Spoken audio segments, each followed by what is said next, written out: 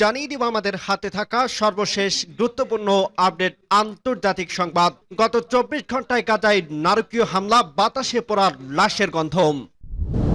জানিয়ে দিব ইরান নিয়ে ইসরায়েলের সামনে এখন প্ল্যান বি। আরো জানিয়ে দিব ইসরায়েলকে বাদ দিয়ে আরব সফরে আছে প্রেসিডেন্ট ডোনাল্ড ট্রাম্প। এবং আরো জানিয়ে দিব রাশিয়ার নিয়ন্ত্রণ এলাকাগুলো আনুষ্ঠানিক স্বীকৃতি দেওয়ার প্রস্তাব করল যুক্তরাষ্ট্র।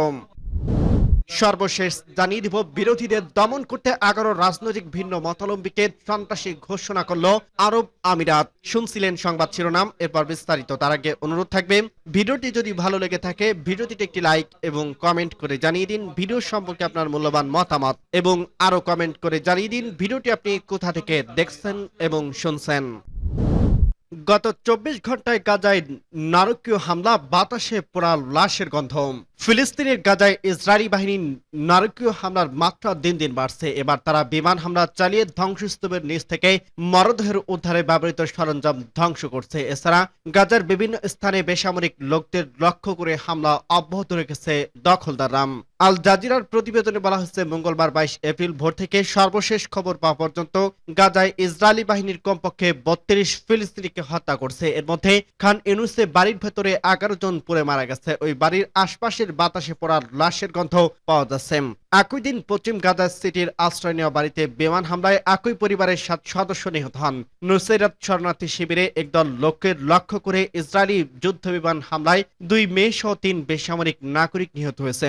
ফিলিস্তিনি স্বাস্থ্য মন্ত্রণালয় জানিয়েছে, ইসরায়েলি বাহিনী মধ্যরাতে গাজা শহরে আল তোফাফ পাড়ায় অবস্থিত আল দোরা শিশু হাসপাতালে আইসিইউতে গোলাবর্ষণ করছে। টেলিগ্রামে একটি পোস্টে মন্ত্রণালয় জানিয়েছে, ইসরায়েলি বিমান হামলায় ওই হাসপাতালের সৌর প্যানেলও ধ্বংস হয়ে গেছে।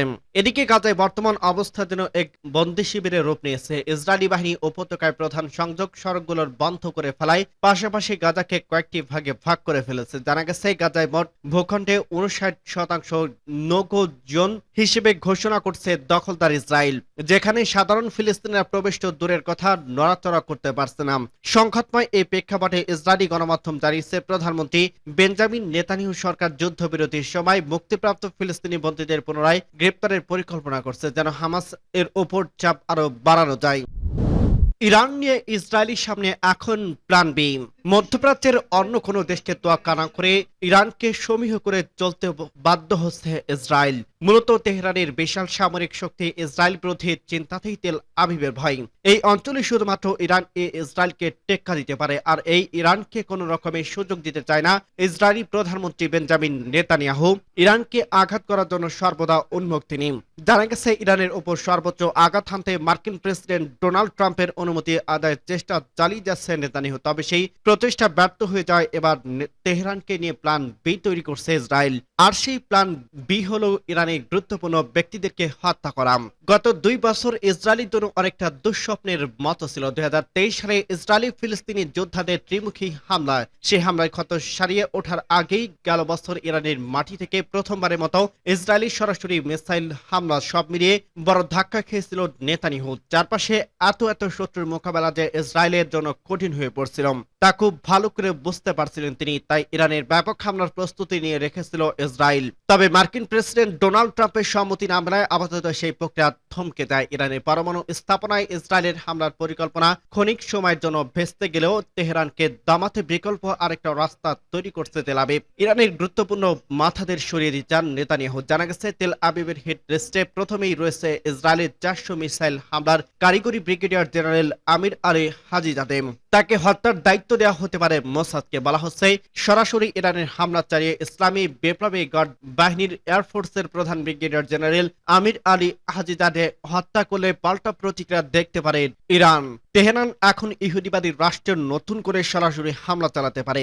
ইরান যদি তেল আবিবে সরাসরি হামলা চালায়, তাহলে ইসরায়েলের ইরানের পরমাণু স্থাপনায় হামলার সুযোগ পাবে। এক্ষেত্রে আমেরিকার সঙ্গে একটি পরমাণু চুক্তি হয়ে গেলে তেহরানের হামলার অজুহাত দেখে ইরানের হামলায় মার্কিন সম্মতি আদায় করতে পারে ইসরায়েল। আর জেনারেল আমিরকে টার্গেট করার কারণ, তিনি প্রকাশ্যে বারবার বলছে ইসরায়েলি হামলা চালাতে চান তিনি।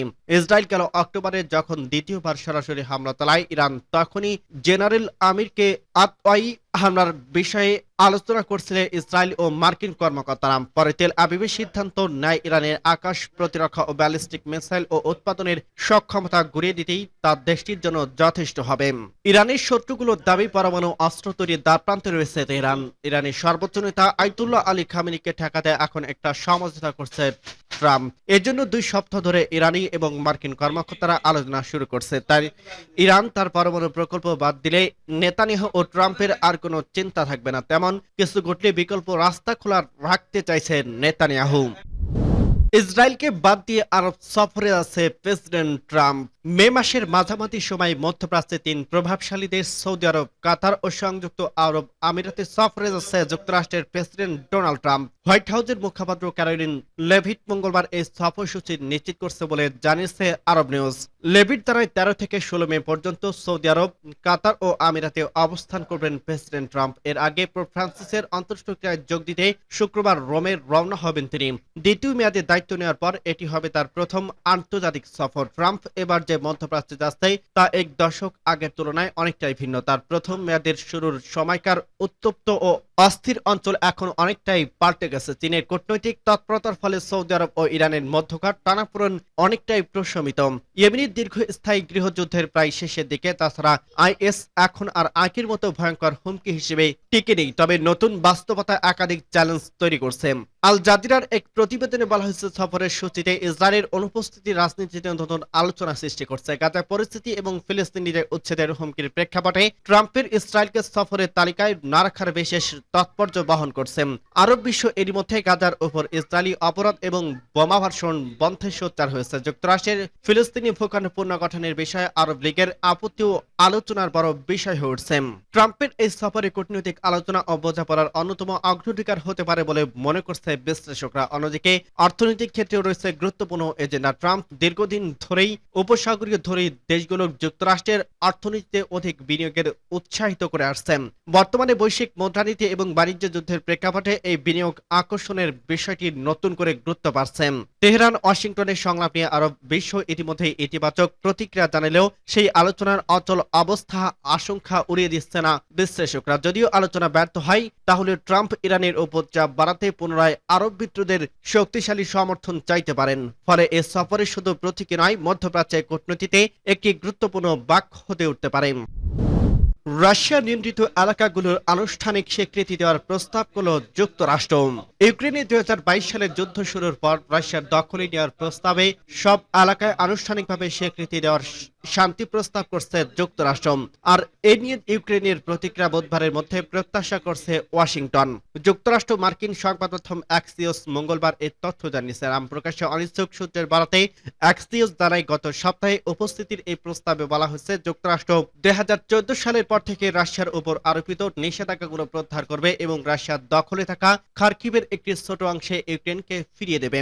প্রস্তাবে আরো বলা হয়েছে, জাপোরিজিয়া পারমাণবিক বিদ্যুৎ কেন্দ্রকে ইউক্রেনীয় ভূখণ্ড হিসেবে গণ্য করা হবে, তবে সেটি পরিচালনা করবে যুক্তরাষ্ট্র। উৎপাদিত বিদ্যুৎ সরবরাহ করা তবে ইউক্রেন ও রাশিয়া 2 দেশের। এই প্রস্তাবের রাজনৈতিক তাৎপর্য বিশ্লেষকদের মতে, এই প্রস্তাব ইউক্রেনের জন্য একটি কঠিন সিদ্ধান্ত তৈরি করতে পারে। একদিকে যুদ্ধ বন্ধের সুযোগ থাকলেও অন্যদিকে তার রাশিয়ার আগ্রাসনকে কার্যত বৈধতা দেওয়ার শামিল হতে পারে। তাছাড়া ইউক্রেনি সরকার এবং জনগণের মধ্যে এই ধরনের স্বীকৃতি মেনে নেওয়ার কতটা সম্ভব হবে তা নিয়ে অনিশ্চয়তা রয়েছে। এদিকে রাশিয়া এখনো আনুষ্ঠানিকভাবে এই প্রস্তাব নিয়ে প্রতিক্রিয়া জানায়নি, তবে অনেকের ধারণা রাশিয়ার দিক থেকে এটি একটি কূটনৈতিক জয় হিসেবে বিবেচনা হতে পারে।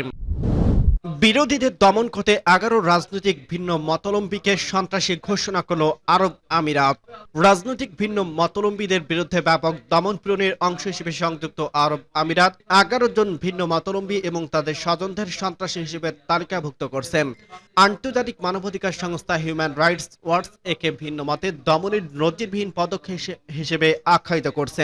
একতরফা সিদ্ধান্তের সন্ত্রাসী তালিকা ঘোষণা চলতি বছরের জানুয়ারিতে ইউএই এর কর্তৃপক্ষ এর তরফাভাবে 11 ব্যক্তি এবং 8টি কোম্পানিকে সন্ত্রাসী তালিকার সংযুক্ত করবে, যাদের বিরুদ্ধে মুসলিম ব্রাদারহুডের সঙ্গে সম্পৃক্ত থাকার অভিযোগ আনা হয়। হিউম্যান রাইটস ওয়াচ জানায়, তালিকাভুক্তদের পূর্বে কোনো সতর্কতা দেওয়া হয়নি এবং তাদের নিজেদের পক্ষে বক্তব্য দেওয়ার সুযোগও দেওয়া হয়নি।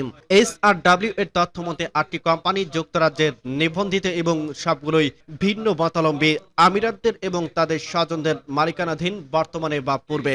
তালিকাভুক্ত 11 জনের মধ্যে অন্তত 9 জন রাজনৈতিক বিরোধী এবং তাদের ঘনিষ্ঠ আত্মীয়।